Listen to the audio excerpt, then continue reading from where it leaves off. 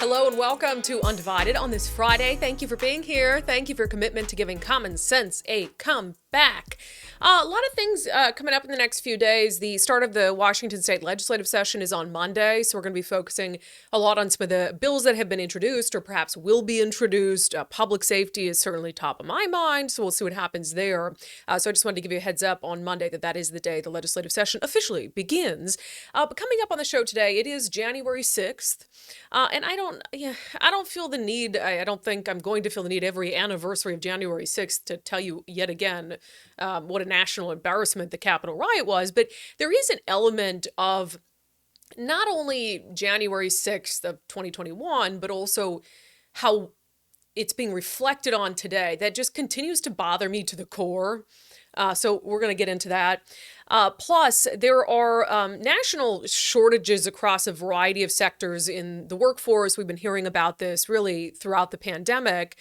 I think there's a couple reasons for that, but you have folks who, some of them realized, I think they could do their jobs at home, et cetera. And so you have some industries that they just continue to be short-staffed. But Washington Governor Jay Inslee is now complaining about this. And I'm positive that you already know what I have to say about that, but we'll dive into it anyway. Plus, Washington State, some other states, one of the big topics of 2022 was mass shootings. And so naturally after that, you have Democrats that introduce gun control legislation. Same is happening this legislative session in Washington State. But meanwhile, the number of Washingtonians with an active concealed pistol license skyrocketed in 2022. We'll talk about the latest numbers on that. Also, Florida Report with my sister, Ron DeSantis, was sworn in for his second term as Florida governor. The speech he gave, though, sounded much more like a speech for a bid for the presidency. So, of course, it's fueling rumors about 2024. And also coming up, we're going to be joined by a street artist, or as some people might call them, a graffiti artist.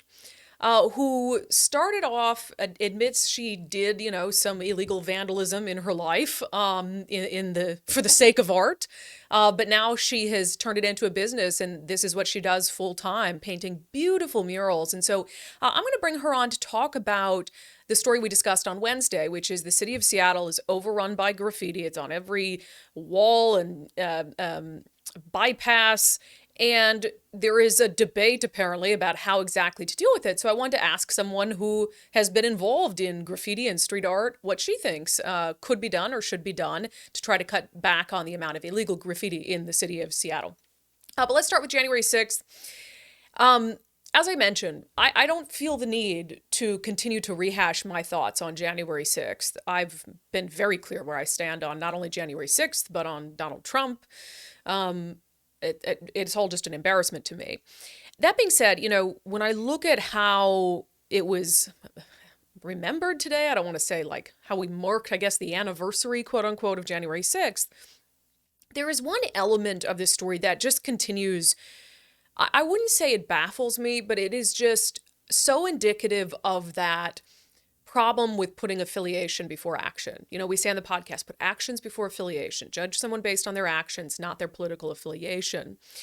And one of the really hypocritical aspects to the response to January 6th from both parties for me is their treatment of law enforcement. So when you look at these Trump supporters who stormed the Capitol, Republicans have been the party of law and order, the party that respects law enforcement, that treats law enforcement like heroes. And then you saw how January 6th rioters treated law enforcement at our nation's capital. And then you also saw a lot of Republican members of Congress, not all, but a lot, who downplayed that violence, downplayed that activity. And to me, it just flew in the face of what Republicans say they stand for: law and order, against rioting, against that kind of unrest that we had seen in democratic cities all through 2020. And then also, a party that's supposed to stand up for law enforcement. And I thought, where are you, in standing up for these law enforcement officers that were attacked, pushed back, things thrown at them on January 6th. So there was the hypocrisy there. And then there continues to be, and we saw examples of this today, this hypocrisy from Democrats about all of a sudden they're acting like the party that respects law enforcement. You saw everything that happened in 2020. Democrats just staying silent on all the vitriol, all the hate spewed at police officers. We saw that in a very real way in Seattle. Since then, we've lost like 500 officers who are like, I'm not dealing with your hate. And then you have, because it's politically palatable, because January 6th was an instance of the rights violence against police officers, now all of a sudden these police officers, these Capitol police officers, the Democrats are celebrating and thanking. It's like, where were you? Do you either like and respect police officers or you don't? You don't just get to put on a show when it's politically advantageous to you. And I really feel like that's what's happening here. You had Democrats and President Joe Biden today honoring some of these Capitol police officers. And it's not exaggeration to say America owes you all. I really mean this. A debt of gratitude. One we can never fully repay unless we live up to what you did. Live up to what you did. And again, I believe that Capitol police officers deserve to be honored for that day. I truly do. But it's the picking and choosing of when you support, don't support law enforcement, when you support, don't support attacks on law enforcement that bothers me to the core. And I think most of us see that. I think most of us, like in the middle Americans or rationally, independently, critically thinking Americans can look at that and say, okay, you guys are all full of shit. But then there's some who just buy into it, hook, line, and sinker, like, oh, Democrats really respect law enforcement. Look what they're doing for the Capitol Police. It's like, okay, all right, whatever you say. And then it's like, well, Republicans are the party that supports law enforcement. Well, yes, if you were consistent through January 6th, but if you didn't stand up for those Capitol officers, then I really don't want to hear what you have to say on the matter. So anyway, it is the second anniversary of the attack on our nation's Capitol, and Democrats want to make sure that every single American recognizes it and that they're going to put a foot forward as the party that supports law enforcement. I mentioned that the legislative session in Washington state is starting on Monday, and one of the issues that both political parties have said they want to deal with is the workforce shortage, particularly in really important sectors where you've got, matters of life and death, hospitals, etc. But and again, I'll give you 5 seconds of silence for you to fill in the blank of what I'm going to say about Governor Inslee pointing to the worker shortage. Go ahead, 5 seconds. Yeah, exactly. This is a guy who fired people over the vaccine mandate and still won't hire them back. So he puts out this post on his Medium page, which Medium is just like a place where you can go and post an article if you want. And the governor will sometimes post articles there, which I like. I find it helpful. It's more thorough than a press release. But this one, he titled it, National Workforce Shortages Strain Public Services. He writes, and I'm assuming his staff wrote, but his name is on it, so we'll say he writes, in a tight labor market, workers are tougher to find, tougher to keep, and they command a higher salary. State agencies are investing in recruitment and retention at a cost. Across the country and across economic sectors, the challenge to recruit and retain workers has been acute. For state agencies, labor market trends have been disruptive. Ferries need tending, hospitals need staffing. Without enough workers, state services suffer. Well, you don't freaking say. You don't freaking say. What were we talking about this time last year? Speaking of state services suffer. We did a story on how the mountain passes closed for 3 days, how you had local jurisdictions that were trying to help out the state. The state didn't have enough plow truck drivers. The state had fired people whose only job was to sit in a plow truck or a truck alone during the day because they didn't get the COVID vaccine. And even if I, sitting here today, give Governor Jay Inslee the benefit of the doubt and say, okay, at the time he was making decisions based on the best available information, which I don't think was true. Even if I give him the benefit of the doubt, you fast forward a year, more than a year since the vaccine mandate, and there is no remaining argument for it. Remember, the governor did not mandate boosters. So that means, like me, you could have gotten the vaccine, gosh, when did I get it? In the summer of 2021. So a year and a half ago. It's not in my body anymore. I didn't get the boosters, but I could be a state worker because I got the initial vaccine a year and a half ago. And someone who never got it but wants to get hired today couldn't get it. So again, there's no remaining common sense basis, public health basis for the vaccine mandate as it exists right now. So when the governor goes on Medium, writes this big long article about the labor shortage and says ferries need tending. Hospitals need staffing. You fired ferry workers, and what happened? We had canceled runs because of staffing issues. Nobody wanted to admit that it was made worse by firings of the vaccine mandate. I mean, the vast majority of state workers today complied with the mandate or got some sort of approved exemption, but no one wanted to account for the number of state workers who retired, who left on their own without being fired. He says hospitals need staffing. Well, you fired nurses who didn't get the COVID-19 vaccine. It's no wonder hospitals need staffing. And even if that's just a handful of people at a hospital, one nurse, two nurses, three extra nurses on staff can be the difference between life and death for people. So I just don't take the governor seriously when he talks about the worker shortage. Until you hire back, or at least offer people their jobs back, who were fired over a vaccine mandate that no longer has an impact or a basis in reality, then I just genuinely cannot take your care or concern seriously for some of our public sectors that are short workers. I've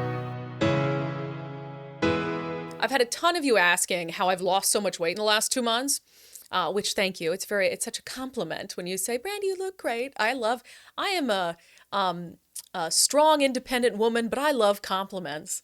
I know some people don't accept compliments these days or think they're offensive, compliments about their weight. But no, if you tell me I look good, I'm going to be like, thank you. So I had a bunch of you asking what I did. And back in November, I started the Eastside Weight Loss Clinic plan. It's in Kirkland. And look, is it magic? No. Did I have to, and do I have to eat healthier than I did when I gained 42 pounds during the pandemic? Yeah. But I found it so easy to stick to. I didn't have to do any prepackaged meals. I didn't have to go into an office to get weighed. I didn't have to count calories. I didn't have to exercise, although I tried to get a lot of steps in. And I lost, like I said, 25 pounds in 60 days. And to me, that sells the program itself. Right now, I'm in a maintenance phase. And then starting in February, I'm going to try to drop the last 15 pounds I have left of my COVID weight. And then I'll be back to my pre-COVID weight. And I am determined not to let that weight come back on. I'm getting married in September, and so I've got all this motivation to get back to where I was and to stay that way. So if you're interested in trying to shed maybe some extra weight you gained during the pandemic, do what I did. Check out the Eastside Weight Loss Clinic plan. You can visit them at eastsideweightlossclinic.com to get a free consultation with Dr. Cuban, who's awesome. He'll answer all your questions. Or you can give them a call at 425-354-3020. That's 425-354-3020. And don't forget, if you do start the Eastside Weight Loss Clinic plan, let me know, because it is so much easier to do any sort of health and wellness journey when you have other people. So I was thinking we could build kind of a little community of people who are trying to get back in shape after a pandemic where we apparently ate too much and sat around too much.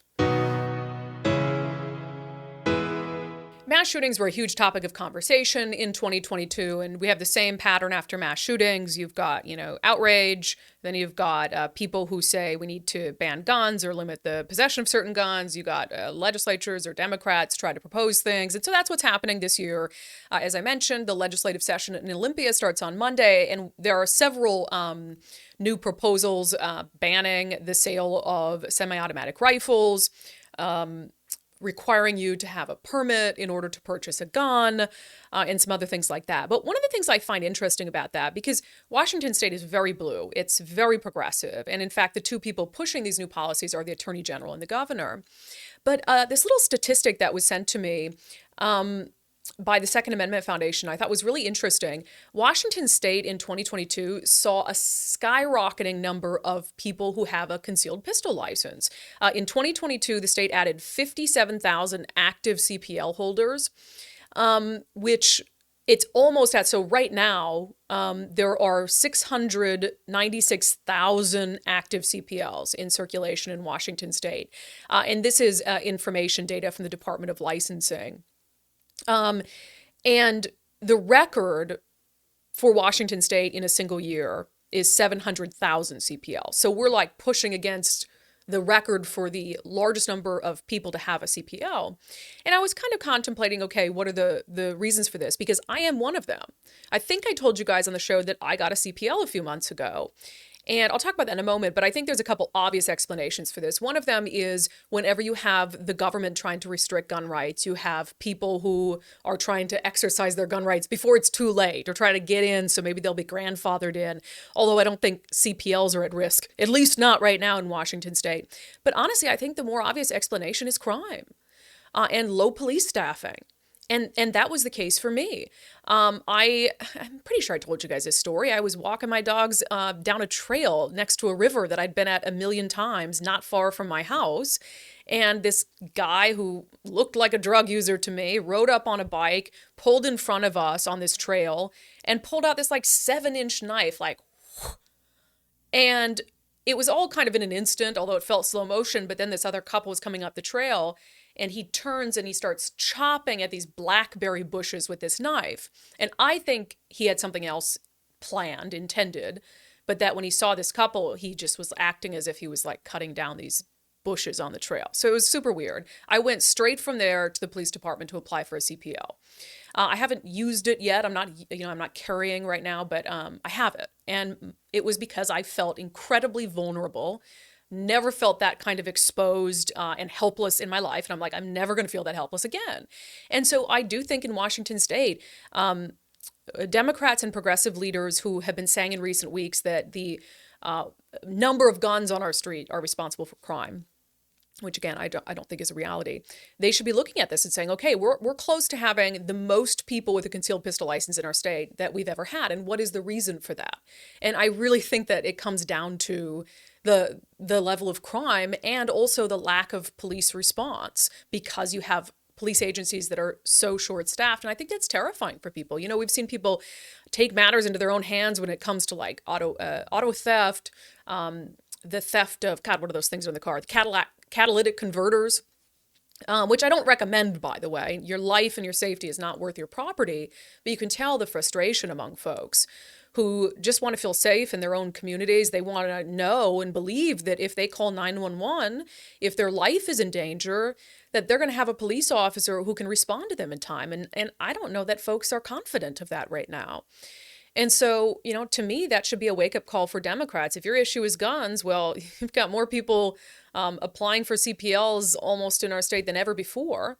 And you really ought to sit and consider what the reasons are for that and what you can do to make people feel more safe, make people feel like they don't need to carry a gun around with them.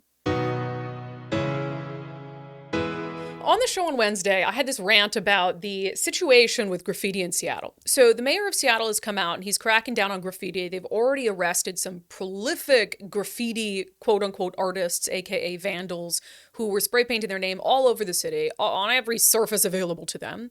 So that was great. But then I mentioned on the show on Wednesday how Crosscut put out this article acting like it's some big controversy, that there is a gray area between graffiti and art. And it's like, to me, no. If you have permission to do it, then yeah, great. That's awesome. Go for it. If you don't, then that's vandalism and it's against the law. And I think those two things can be treated very differently. And again, I don't think there's any gray area there. But is the mayor's approach going to be successful? Is it something that is going to actually dissuade individuals from committing illegal acts of graffiti? I wanted to talk to today on Fridays with Friends, someone who has done graffiti, yes, illegally, someone who now makes a living doing street art and really beautiful work, but admits that, yeah, there are times in my life where I did it on people's property without permission. This is actually a friend of my sister's down in Miami. Her name is Diana Didi Contreras. And it's really interesting, and why I wanted to talk to her is Miami is a fascinating city in the way they deal with things. And they have this neighborhood called Winwood, where they've essentially let these street artists take over. And they're like, look, this whole neighborhood is yours.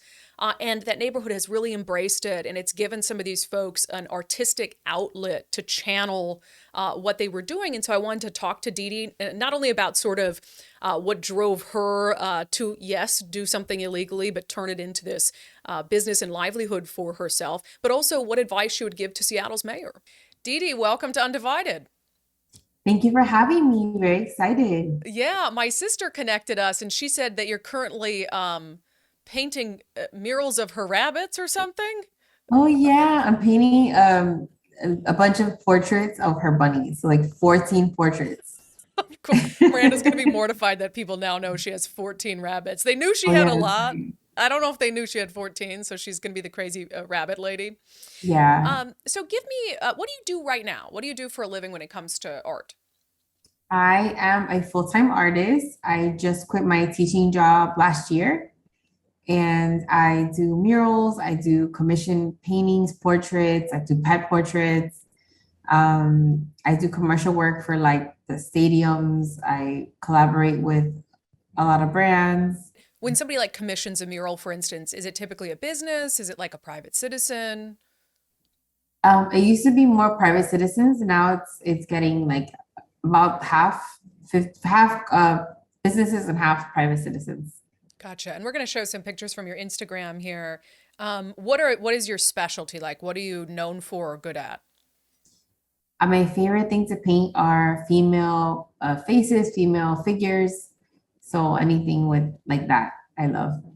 So when you talk about, and I gave you a little scoop of what we're dealing with in Seattle, Mhm. when we try to distinguish between graffiti or street art, what would you say differentiates them, if anything? I think that real graffiti is like illegal. That's, how it started, like rebelling against, the government and the way things were. So street art can also be illegal, but I think that graffiti is a lot like names. People want to get their names out there. They want to get that fame, want to be known, in different neighborhoods by their name. And street art can be, like an image, like a character, a symbol versus like a name. How did you get involved in graffiti street art to begin with? Yeah, I mean, I always grew up with kids who did that, who did graffiti. And, I had art class with them. So I grew up, seeing it all the time. I had in my room with my name. They came to my house and did like a piece with my name in my room. So I always loved it, but I didn't do letters. I love to do characters.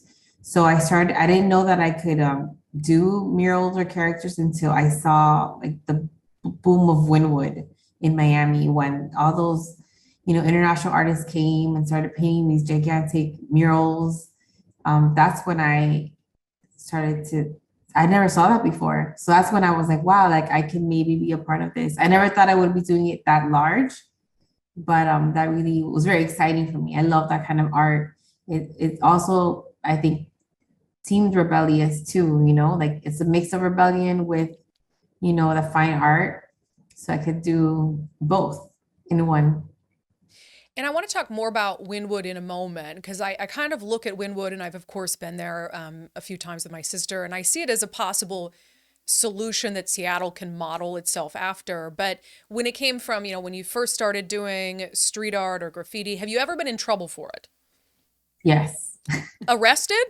Yes. Oh no. So What was like more than once? no, one time because I never, I was really a good girl and I didn't want to destroy anybody's property. So I never, if I did do it illegally, it was always to beautify. I thought to make it better. It was always places that were like run down. But I went to New York to promote an art show that I had. They had flew me out to New York to do murals and to have an art show. And I had these little stickers of ballerinas that I always put around. And in Miami, and everywhere else I've been, but especially Miami, they allow it. There's stickers everywhere. I'm like private property, public property, everywhere. In Winwood, everything is painted. So I didn't even consider it illegal. I thought it was really pretty. So I put a sticker and then I wanted to take a picture of New York City in the background to promote that I was in New York. And undercover cops came and just grabbed me and like arrested me. And I was like very shocked. And I was like, I'm not from here. And they're like, yeah, right. And they like took me to jail. So you had mentioned, and you've obviously acknowledged, like you've done it illegally, some places with the intention to beautify. And I think the argument some people might have is, who are you to decide whether it's beautifying someone else's property? What would you say to that Yeah, yeah. argument? It's paint. You can paint over it. But a lot of the graffiti people I know don't do it to beautify. They do it to, destroy or just get known. They don't care, take over. So it's a different attitude. Yeah. I've like all my experiences. Yeah, I mean, art is so subjective, but with me, they just loved it and want more And with, my art. yeah, because if that, like, I can understand if it's a big mural, but also if you have a business owner who now they're tasked with, well, I don't like this or I don't want it. And now I have to pay to remove it or I have to pay to paint over it. And so I think that's like one of the Yeah, challenges I see is with doing it without permission. Um, yeah, yeah. so explain to people, and I did a little bit earlier, but what is Winwood if for folks who have not been there? Yeah, Winwood is the largest, mural place I think in the world where every year artists from all over the world come and paint the murals, and all the murals get changed every year. So it's like this like living canvas where it's always getting like redone and painted over, and it's so that I know of is the largest in the world in one place. So you And can go and see people from all ages, artists. You can see artists painting live. So it's really nice. and do you currently today have work in Winwood? Yes, I used to have a lot more, but now that it's gotten so the art has brought, people so much interest that people open up like restaurants and shops, and so all the walls that we used to have are now like windows. So it's less walls. But yeah, I still have some. When you have a whole, like in Miami, you've got this whole neighborhood and it is really cool. I mean, it is really awesome to walk through there. You've got a whole neighborhood where artists can kind of let loose, can do this street art. Do you think it's helped to minimize some of the illegal graffiti in other places of the city? Um, I think it has. I think a lot of the artists have gotten like a name for themselves, like what they wanted, like the fame, the attention, and have gone on to have careers where they can make money. People know who they are, so they don't want, like when I go to a place where they've hired me to paint a wall and I have friends that do graffiti, I'm like, please don't, because they're gonna, it's gonna look bad, and it's gonna, we want to better the town, not to destroy it, and people are gonna see that I brought this here. So we don't want that, that stigma. So Winwood is also very visible. So if you want to be seen, people go paint there. It's an easy spot to paint. So if you could give advice to the city of Seattle, because a lot of what I'm seeing that I know bothers me and I think brings down like the quality of the city is the names. Like when I look at it, it doesn't scream art to me. It's just like, oh, Yeah. this is like someone's name, or, they write a sentence or something and it just doesn't look good. If you could give advice to Seattle's mayor about what you think would be effective in trying to deal with the illegal graffiti, what advice would you give to him? Well, I think the two things are good. I think being tough, like in New York, for example, like even with the sticker, I went to jail for that. That news, people talk about it, so they don't want to continue it. Like in New York, like be careful because people get arrested and get in trouble for it. So that plus also giving them an outlet, giving them a space where it is legal that they can put their work there. I think those two things together will help a lot. Well, Diana, how can people follow your work and check it out? Yes, the easiest place to follow me is Instagram, and my Instagram is DDRock, DIDIROK.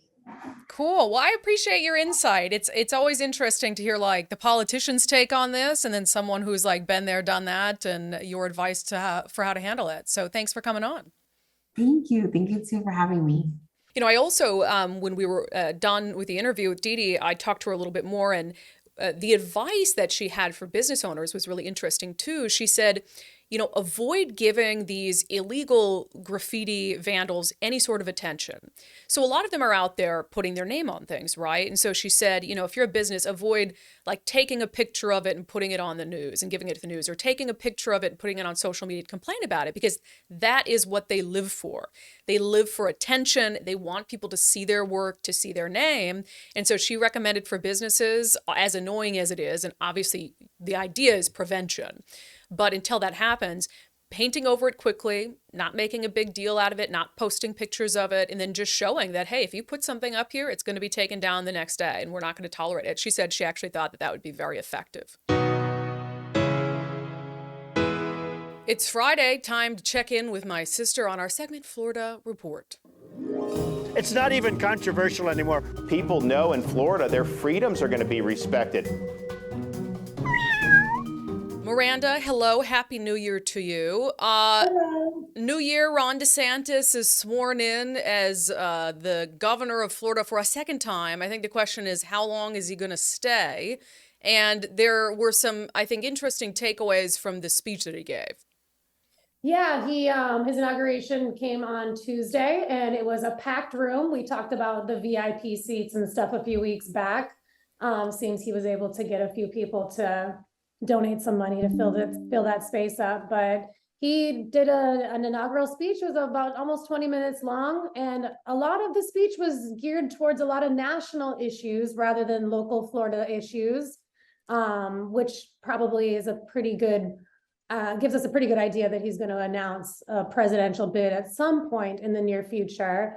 And then he also talked a little bit about some of the how Florida is the place where woke goes to die. And I think when he says that, he means a lot of his kind of fights against certain things like the parental acts and the education freedoms and things like that he's been dealing with all year in regards to like critical race theory and transgender, support within schools and stuff like that. Yeah, that's a favorite line of his. Let's play a little clip of Ron DeSantis's second inaugural address for the governorship. Freedom lives here in our great sunshine state of Florida. It lives in the courage of those who patrol the streets and who keep our communities safe. It lives in the industry of those who work long hours to earn a living and raise their families. It lives in the dedication of those who teach our children. It lives in the determination of those who grow our food. It lives in the wisdom of our senior citizens. It lives in the dreams of the historic number of families who have moved from states across this country because they saw Florida as the land of liberty and the land of sanity. Over the past few years, as so many states in our country grinded their citizens down, we in Florida lifted our people up. He's actually a pretty compelling speaker. I mean, he's a good speaker. He I don't know who his speechwriter is, but I like the way that they write his speech. Maybe that's because I'm like a speech nerd. But yeah, you were mentioning, we talked on the show, on the segment a few months ago, how Florida lawmakers are trying to tweak the law so that if he runs for president, he doesn't have to resign as governor. And so maybe that's what he's waiting for. I can only assume that that's what he's waiting for, because I mean, we're getting into the beginning of what's going to be probably a pretty busy election advertising year. So I can't imagine he's going to want to wait too much longer if he does plan to announce a presidential bid, but he does have to wait for them to make that change, maybe not just for him, but just to the state legislature, that he's able to announce a run and still serve the state of Florida while he campaigns to become president. It'll be interesting to see if they're able to make that work for him, and just for any future sitting governors that would like to, put a bid in for a presidential run. Yeah, and like I said, I mean, I'm kind of torn on that. I don't necessarily have an issue with it, but I know when our governor Jay Inslee ran, he was gone a lot. And so I think you really have to be honest with yourself about, can I do both? Can I campaign for president, especially like the length of our campaign seasons for president in the U.S.? It's like a year and a half. Can I campaign for president? Can I still effectively serve the people of my state? So he'll have to make that decision. Meanwhile, a lot of talk about what's happening on the southern border, but Florida's like its own border crisis. You guys had an influx of Cuban migrants trying to make the trek via water. Yeah, this is something that happens all year round, but just over this weekend alone, Key West, and if anybody's ever been to Key West or takes a second to look at it on a map, it's little. It is a little tiny blip in the ocean, pretty far out. It's only about 100 miles from Cuba, so that's usually where they make first landfall if they're lucky enough to get there and not catch the current all the way up to Miami. But Just over the weekend, they received over 600 migrants in Key West, and that is a huge stretch on the resources that they have down there for this kind of stuff. They said, more than they've ever seen in one weekend, period. And so they were busing them out. I'm not sure where they go. I just looked around trying to find out where they take them from here. We do happen to have some areas in the southern part of the state and the northern part of the state where we keep people who come into this country illegally, but they were busing them out, and they're actually leaving some of their boats, behind on people's properties, which a lot of homeowners were not too happy about either. So it's a lot. It's a lot for a small area like the Florida Keys to handle that many migrants coming in. Yeah, I mean, people were livid about 50 in Marthas Vineyard. Obviously, I've been to Key West with you. It's pretty fun. I was there for my 30th, and I'm not going to say a lot, but there was a lot of tequila involved.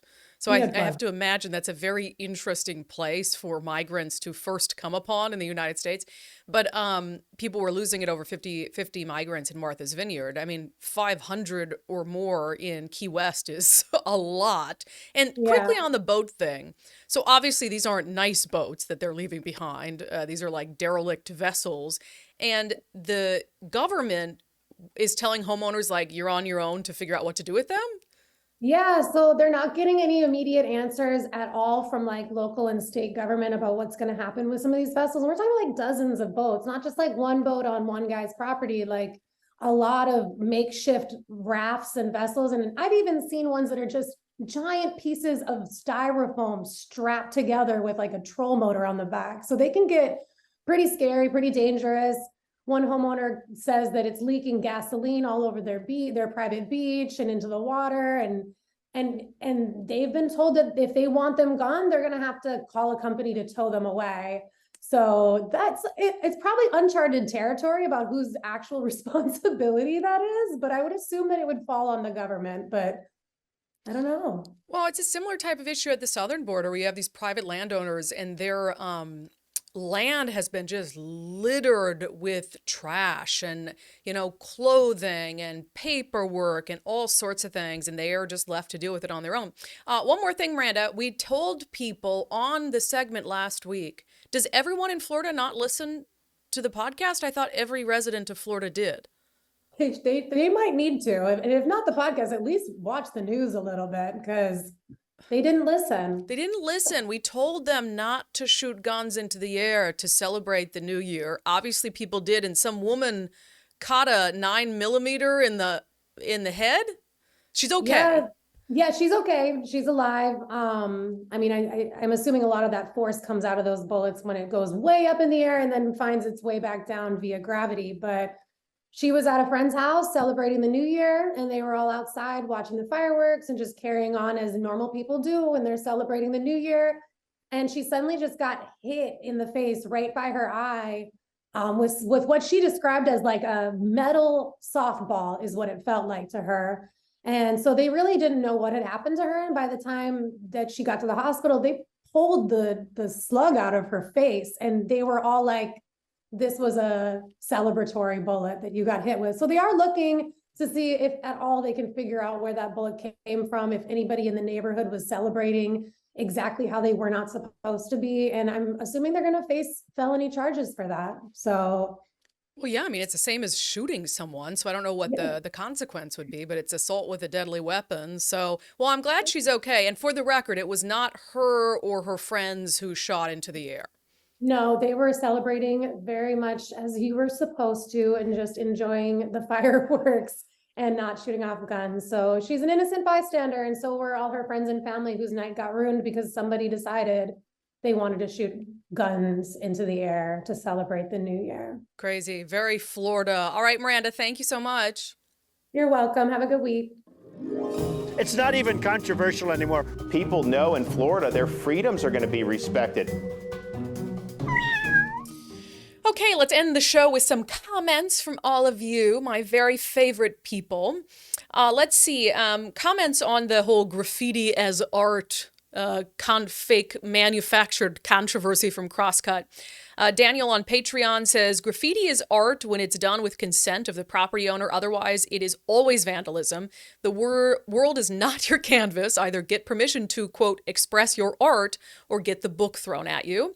Y on Patreon says, not calling crime a crime has been the reason for the downfall of this state, I think. I tend to agree. Went on to say, I am tired of giving excuses to criminal activities. Art does not excuse defacing walls, just as poverty does not excuse stealing. Very good comparison. Megan on Patreon, I went to Capitol Hill to buy a piece of art a couple weeks ago. That area looks so awful. I was uncomfortable being there. While waiting at a traffic light, I watched a man walk down a dumpster-filled alley, tagging every open space he could find with spray paint. Yeah, I agree. It is a dump up there. Let's see. Also, gosh, I forgot to mention this at the top of the show. Sometimes I change my opinions on things, okay? You know, I like to think that when provided with more information or a different point of view, I can change my opinion on stuff. And I've changed it slightly on the Speaker of the House debacle. You know, what I said on the show Wednesday is I think it's embarrassing for Republicans. I still believe it's embarrassing for Republicans. Because I think Democrats can easily use it against them to say, see, they're just a disaster. I don't think Republicans are showing a united front, which means I don't think it's going to be particularly meaningful that they have a House majority. But a few of you really got me thinking about how I was looking at it and about whether it's actually good for the country and good for our democracy. And I do feel like I've changed my opinion on it because you have these, and it was like, at any given point, like 20 to 22 Republican members of Congress who were dissenting on Kevin McCarthy. And they were having this robust debate about it on the House floor where they were making arguments against him, where they were talking about, you know, not wanting these leaders in the House and the Senate to be the only ones making decisions. And I got to thinking about that based on your guys' comments. And I'm like, you know what, maybe that is healthy. To say for a party, members of a party to speak out against members of their own party and say, hey, we want something different. And to feel compelled and empowered to be able to do that. And you know, look at Nancy Pelosi and how long she was the Speaker of the House. And I know that there were some progressives who didn't think she was the best leader for the party, but they wouldn't dare like speak out in that way. And so, yeah, maybe it is good for democracy to have a little bit of dissent within the ranks.